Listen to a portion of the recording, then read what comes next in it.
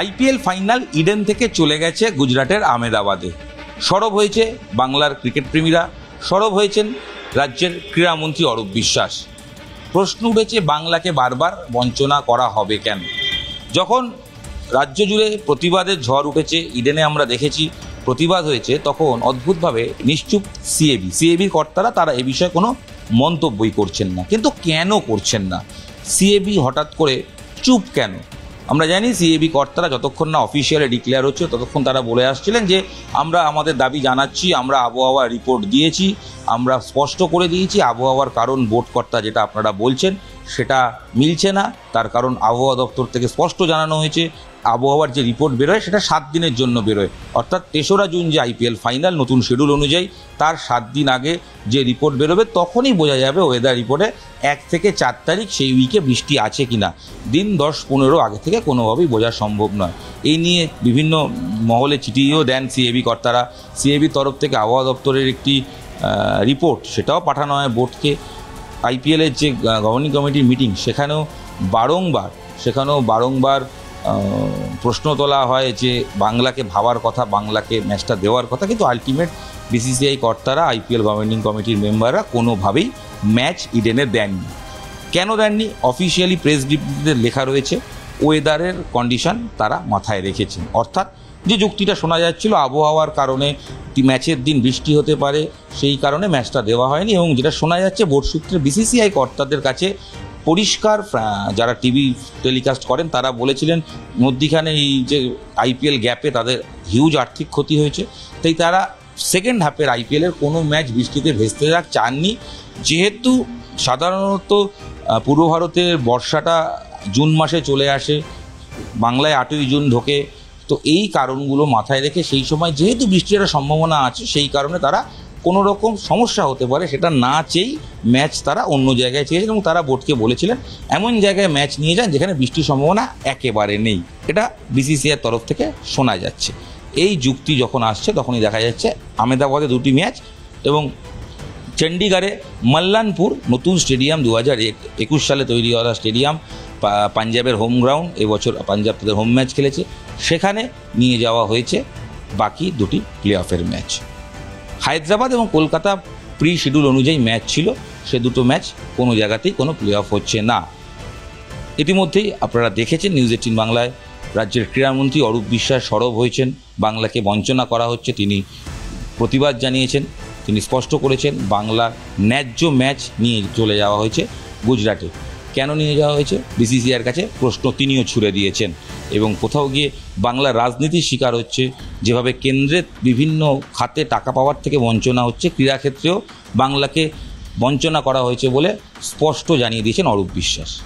অরূপ বিশ্বাস যখন মুখ খুলছেন কিংবা রাজনৈতিক ব্যক্তিত্বরা যখন মুখ খুলছেন তখন নিশ্চুপ রয়েছে সিএবি। কিন্তু কেন?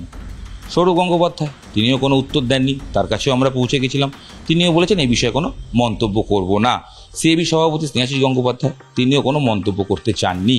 কিন্তু কেন নিশ্চুপ রয়েছে সিএবি? এই উত্তরটা আমরা খুঁজতে বেরিয়েছিলাম। খুঁজতে গিয়ে একাধিক তথ্য সামনে আসছে। নাম্বার 1 তথ্য স্পষ্ট করে সিএবি কর্তারা বলছেন যে জলে থেকে কুমিরের সঙ্গে ঝামেলা করে লাভ কী?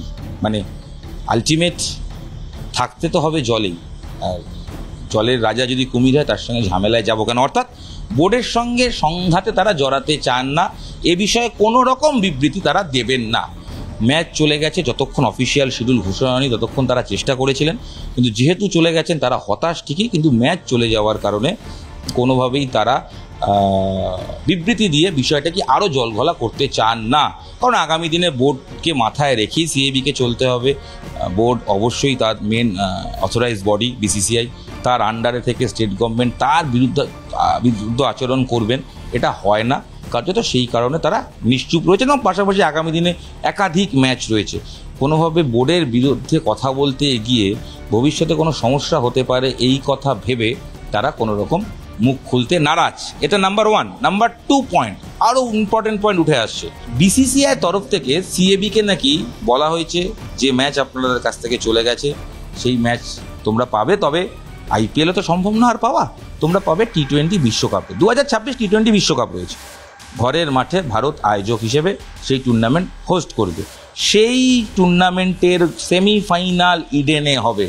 ইতিমধ্যেই সিএবি কর্তাদের বোর্ডের পক্ষ থেকে কমিট করা হয়েছে, অর্থাৎ বলা হয়েছে তোমাদের আইপিএল ফাইনাল তোমরা পাওনি, কিন্তু তোমাদের 2026 টি20 বিশ্বকাপের সেমিফাইনাল ম্যাচ দেওয়া হবেই, একটা সেমিফাইনাল হবেই, এবং ভালো ম্যাচ ইডেনে আসবে। ভারতের ভালো ম্যাচ, সেটা ভারত বনাম অস্ট্রেলিয়া হতে পারে, ভারত সাউথ আফ্রিকা হতে পারে, যেরকম শিডিউল হবে সেরকমই ভারতের একটি ভালো ম্যাচ বা কয়েকটা ভালো ম্যাচ ইডেনে দেওয়া হবে।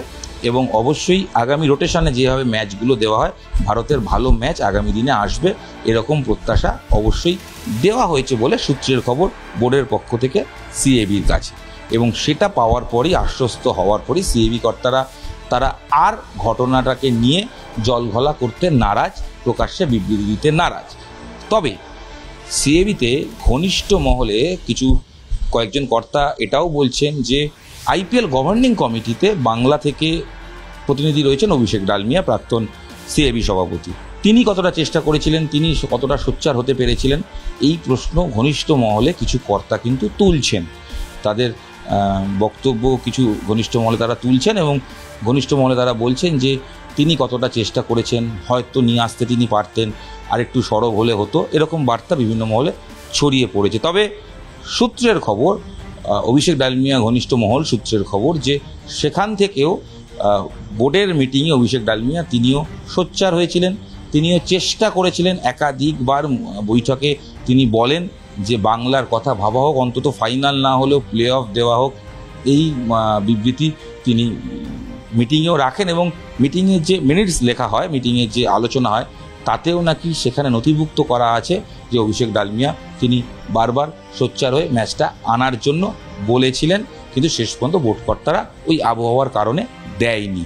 দেখুন, সিএবি ম্যাচ না আসায় অনেকের এক পক্ষ অন্য পক্ষ এরকম হয়তো রয়েছে, কিন্তু আলটিমেট ম্যাচ না আসার পেছনে কি কারণ এবং কেন সিএবি কর্তারা চুপ, এই বিষয়টা আমরা খুঁজতে গিয়ে সম্ভাব্য এই কারণগুলো শুনতে পাচ্ছি বা উঠে আসছে। যদিও এই পুরো কারণগুলো নিয়ে একজনও সিএবি কর্তা তারা কেউ কোনো মন্তব্য করতে নারাজ।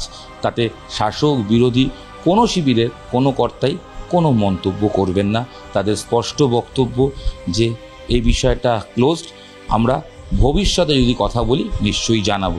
তবে ভবিষ্যতে সিএবি কর্তারা কি জানাবেন তার জন্য অপেক্ষা না করে আমরা খুঁজতে বেরিয়ে এই কারণগুলো পেলাম, যেখানে অবশ্যই একটা বোর্ডের সঙ্গে ঝামেলায় যেতে নারাজ, দ্বিতীয় টি20 বিশ্বকাপের ম্যাচ পাওয়া যাবে এবং সেমিফাইনাল পাওয়া যাবে, এবং অবশ্যই তৃতীয় ইম্পর্টেন্ট পার্ট সেটা হচ্ছে যে ভবিষ্যৎ যাতে বোর্ডের সঙ্গে কোনো সমস্যা না হয়, এটাও একটা পার্ট, সেটাও কিন্তু ইম্পর্টেন্ট পাওয়া যাচ্ছে।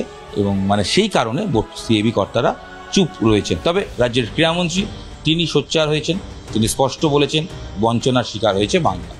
সিএবি কেন নিশ্চুপ?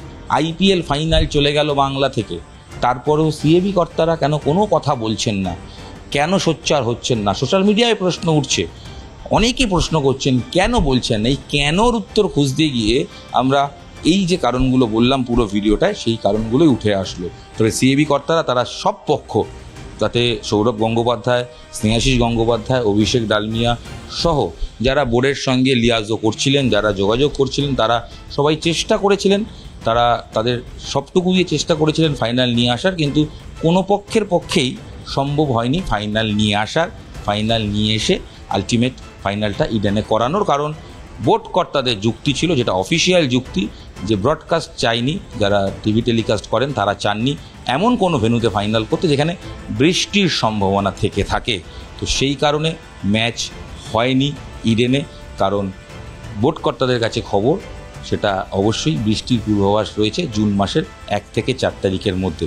যদিও সিএবি কর্তারা বারংবার বলেছেন সেই পূর্বাভাস কোথা থেকে বোর্ড পেয়েছে সেটা সত্যি অজানা। নিউজ 18 বাংলা ডিজিটালে আপনাদের সঙ্গে আমি ইরণ রায় বর্মন ছিলাম।